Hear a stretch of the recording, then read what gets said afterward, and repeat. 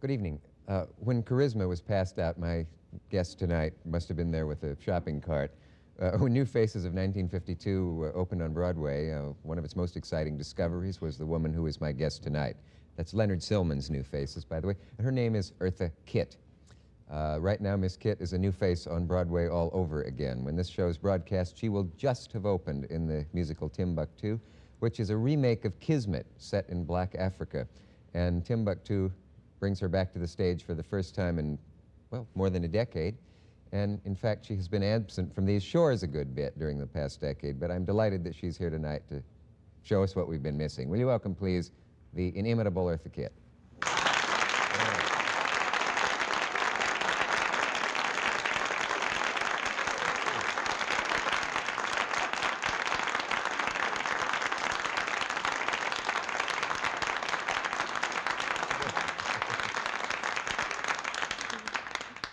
They're certainly glad to have one of us back. I'm not sure.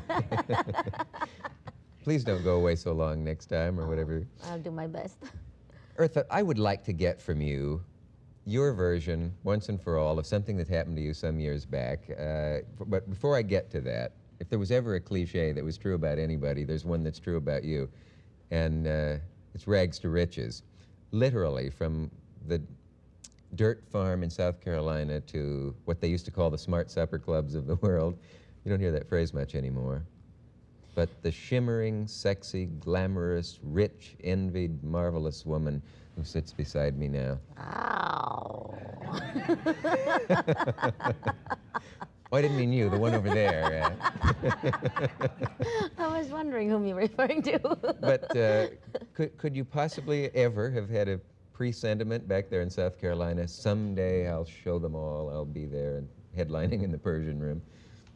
Well, No. not really that way, of course. I know what you're referring to, but I didn't know anything about the outside world in the cotton fields of South Carolina, so you have nothing to compare anything to. That was the world. That if was someone the had showed you a world. picture of a glamorous woman in a red evening gown in front of a microphone, you would not have known whether that was from this planet or something else, true. probably.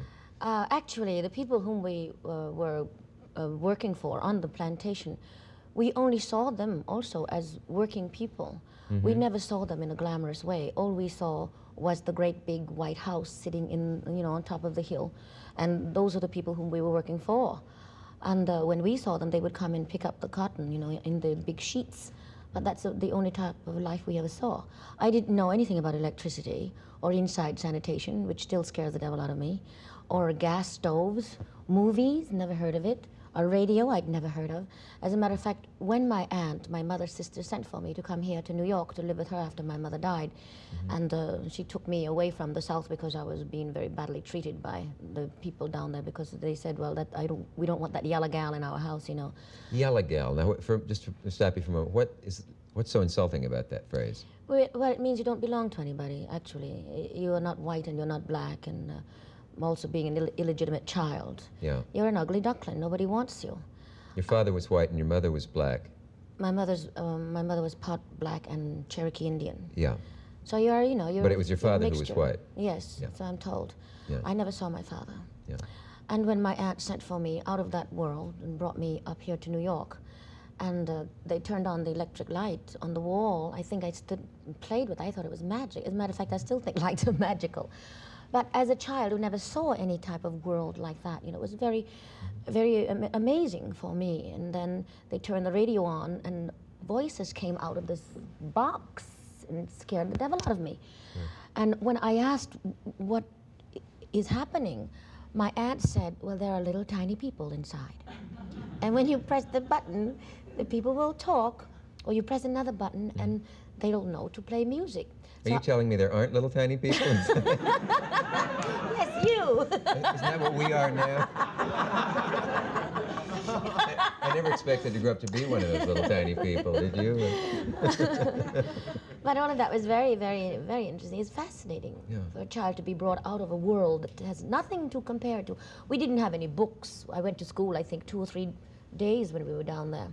So we had no magazines. and no movies, nothing to compare the rest of the world to. Do you ever get a kick of the kind that I talked to the singer Charlie Pride about on the show once, of being able to go back and stand on that very land and say, I could buy this now if I wanted to? Have you ever had any desire to get that kind of emotional revenge? I want to stay as far away from the cotton fields as possible. In case they reopen them. Yes, as a matter of fact, I have a little estate in Beverly Hills, and I always threaten every agent I've ever come in contact with that I'm planting cotton and I'm hiring them to pick it. You have a little white jockey out front. Who,